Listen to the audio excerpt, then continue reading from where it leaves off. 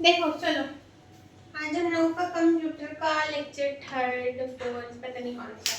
Digital citizens, just we all live on earth as global citizens. It can be said that we have now transformed into digital citizens since we all use the digital resources of digital era. देखो हम लोग सब digital citizen हैं आजकल, क्योंकि हम लोग सब फोन यूज कर रहे हैं, सब लैपटॉप यूज कर रहे हैं, ठीक है ना।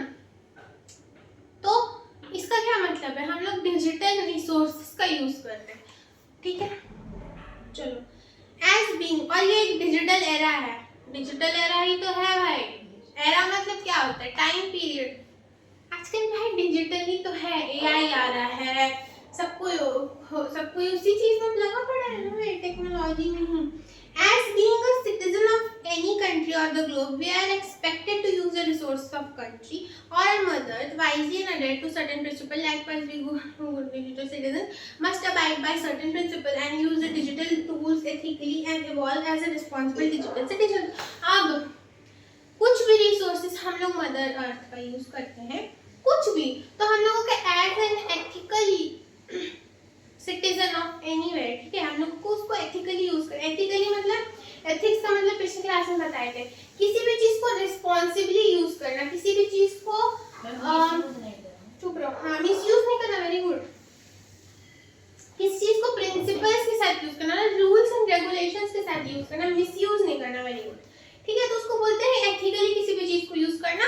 तो हम लोग डिजिटल चीजों को, डिजिटल डिवाइसेस को भी एथिकली यूज करेंगे, गलत काम के नहीं यूज करेंगे। जैसे कि गलत काम के लिए बहुत लोग यूज करता है, साइबर फ्रॉड के लिए, हरासमेंट के लिए, बहुत सारा केसेस सुनते हैं हम लोग ना साइबर फ्रॉड का, ठीक है।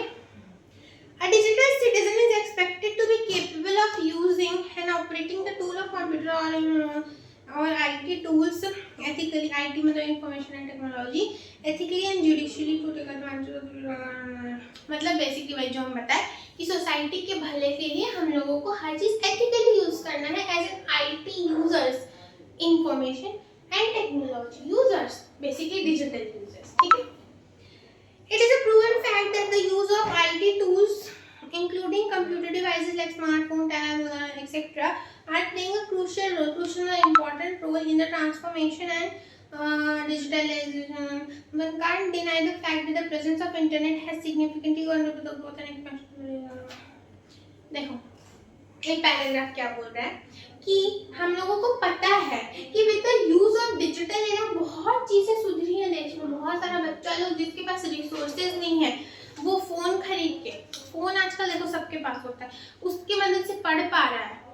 अब देखो, जो लोग online coaching afford, offline coaching afford नहीं कर सकते, वो ऑनलाइन पढ़ रहे हैं, स्टिल वो एग्जाम निकाल रहे हैं, ठीक है ना। तो सब कुछ ऑनलाइन करने से बहुत ज्यादा ये ग्रोथ एंड एक्सपेंशन हुआ है हम लोगों का, ठीक है, इस डिजिटल एरा में। देखो ना, तुमको अभी कितना सारा ये ऑनलाइन लोग कमा पा रहा है, लोग अर्न कर पा रहा है, कुछ ना कुछ अपना टैलेंट दिखा के। एक तरह से जो कंटेंट क्रिएशन है उससे क्या हो रहा है, लोग अर्न कर पा रहे हैं घर में बैठे बैठे अपने टैलेंट दिखा के। मेहनत हर चीज में, पर एटलीस्ट उन लोगों के पास रिसोर्सेज, साधन तो है, ठीक है। चलो आगे देखो, प्राइमरीली मतलब पहला feature of connectivity has made the people, हाँ, और सबसे इम्पोर्टेंट, दूर दूर के लोग कनेक्ट हो पा रहे हैं थ्रू सोशल मीडिया। जैसे कि दिस वर्ल्ड, अरे वर्ल्ड का पूरा ग्लोबली वी आर कनेक्टेड। अभी यहाँ से हम किसी का लंदन का कोई इंसान से बात कर सकते हैं बैठे बैठे थ्रू इंस्टाग्राम, ट्विटर, फेसबुक, हर चीज की मदद से, ठीक है ना। मेरे बीच बीच में आवाज गायब था, ठीक है ना। तो वही फेसबुक, एक्स, लिंक्डइन एक्सेट्रा, इन सब की मदद से। कम झूठ बोलो। अब एस्पेक्ट्स ऑफ डिजिटल सिटीजन क्या है? डिफरेंट डिफरेंट रूप्स नहीं, रूप जैसे कि देखो टाइप्स भी बोल सकते हैं, पर डिफरेंट डिफरेंट रूप। अब जैसे देखो बहुत लेम एग्जांपल नहीं है आपको, प्रकार टाइप्स वो सब तो बोल ही रहे, हम अच्छा समझा रहे हैं। देखो गौरी माँ है, उनके 9 रूप है ना, गौरी माँ, पार्वती माँ, उनके 9 रूप है। इसका मतलब क्या है, 9 अलग अलग है नहीं ना, वो है एक ही, समझे। तो वैसे ही इसमें हम लोग रूप देखने वाले अलग। छड़ी कहाँ मिला, बहुत दिन से छड़ी नहीं मिल रहा है, छड़ी को थोड़ा बाजार में देखना था। तो सैड नहीं क्या हो रहा है, उसको जरूरत पड़ता है ना, देखो हम लोग घर तो लड़का है, छज्जा।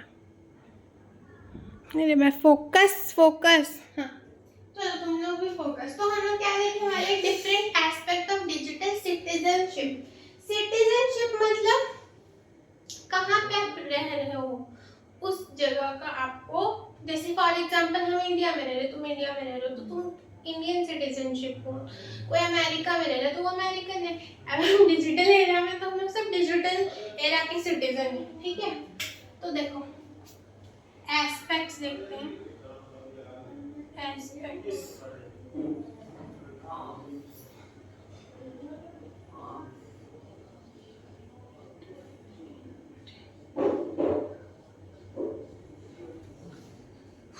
क्या लिख रहे हैं यार हम,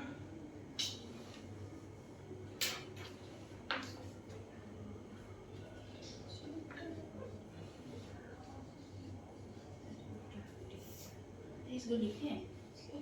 हाँ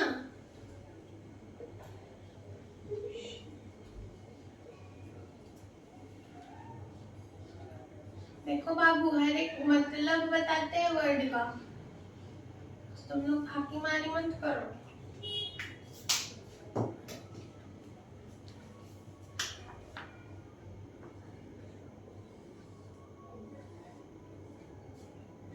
घटिया लग रहा है, छोड़ो।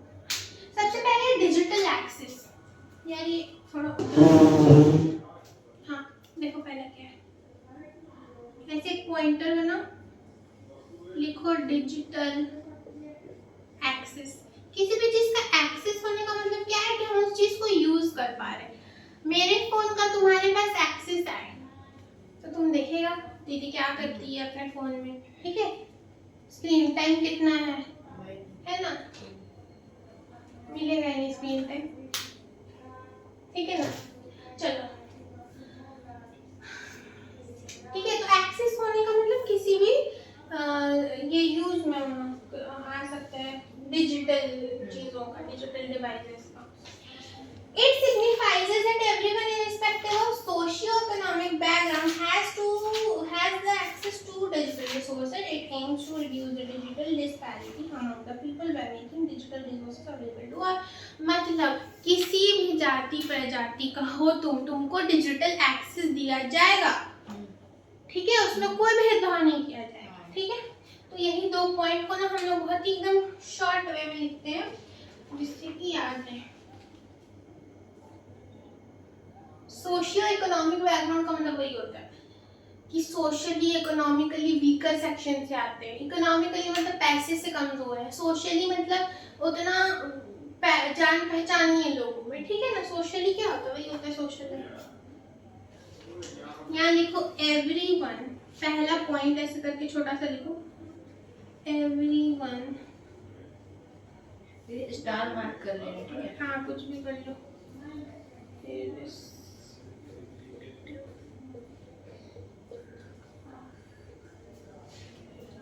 देखो इस पॉइंट में ही आंसर छुपा हुआ है, ठीक है ना।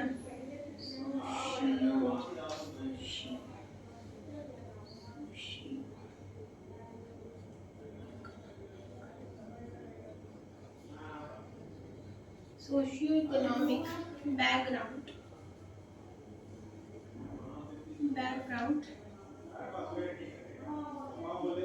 has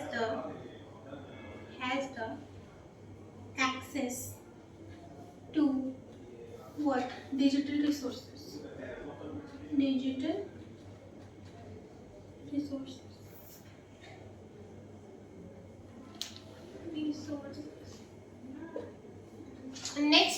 इसी में दिया हुआ है।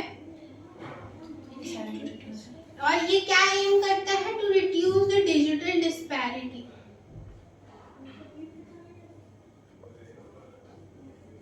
जल्दी जल्दी लिखो, हम बोल रहे हैं, बोल सुन सुन के लिखो।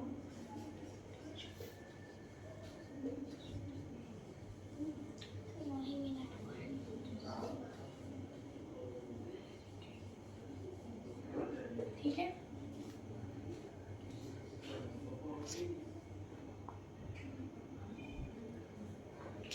नेक्स्ट है डिजिटल कॉमर्स।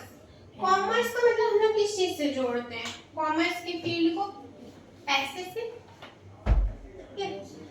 तो we do various commercial activities like buying and selling of goods and services। यही होता है commerce, buying, selling, business related, ठीक है ना। A digital citizen has the facility to perform such activities over the internet, that is by using online platforms. Digital citizenship makes an individual aware of the benefit and risk associated with digital commerce। देखो क्या बोल रहा है question, कि digital commerce जो है वो buying और सेलिंग का काम करता है, ठीक है। डिजिटल सिटीजन क्या करता है? उसके पास एक फैसिलिटी होता है to perform such activity over the internet. And देखो ना, तुम फेसबुक खोलो और लोग साड़ी बेच रहा है, ऑनलाइन साड़ी बेच रहा है, उसके थ्रू पैसे कमा रहे हैं। तो हाँ, ऑनलाइन एक्सेस है, ये वो पैसा जनरेट कर सकते हैं। अब व्लॉगिंग है, कंटेंट क्रिएशन है, इसमें भी पैसा, जो हम अभी एग्जांपल दिए तुम लोगों को, ठीक है ना। इसका बेनिफिट भी है, रिस्क भी है। बेनिफिट क्या है? तुम पैसा कमा सकते हो। रिस्क क्या है कि तुम मतलब इधर उधर के झंझट में पड़ गए तो स्कैमिंग हो सकता है तुम्हारे पास साथ, और उससे हम लोगों को अवेयर रहना है, बाकी स्कैमिंग से हम लोग बच सकते हैं, ठीक है। तो बेनिफिट ज्यादा है, और स्कैमिंग से बचने का तुमको उपाय पता होना चाहिए, तो रिस्क कम है, ठीक है। डिजिटल कॉमर्स लिखो लिखो।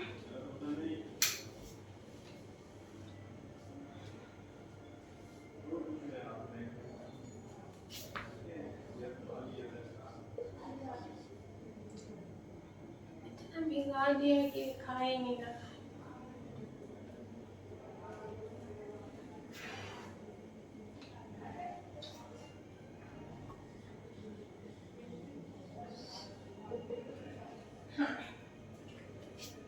सबसे पहले लिखो कमर्शियल एक्टिविटीज।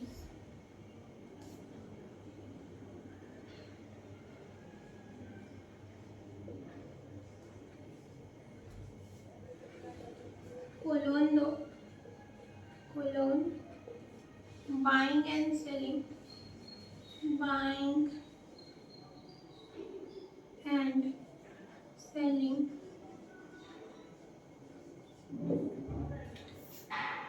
नेक्स्ट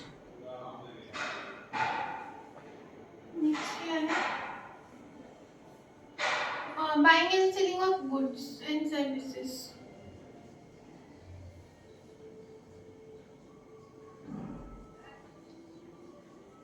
ठीक है,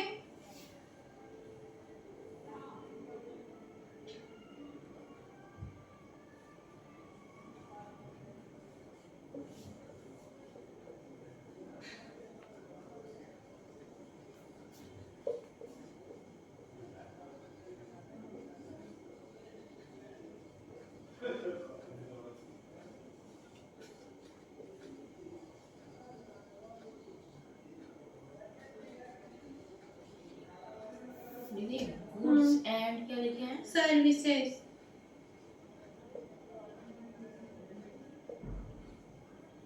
हम डिक्टेट करके वो भी सुनो।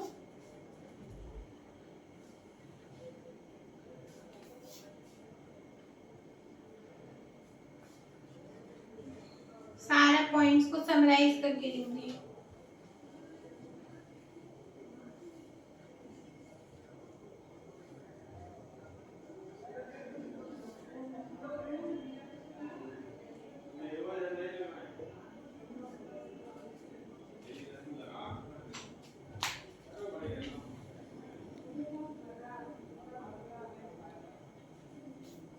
चलो आज के लिए इतना ही। ये लास्ट लिखो लिखो लिखो आराम से लिखो। 3 hours. नेक्स्ट क्लास से हम लोग कंटिन्यू करेंगे अपने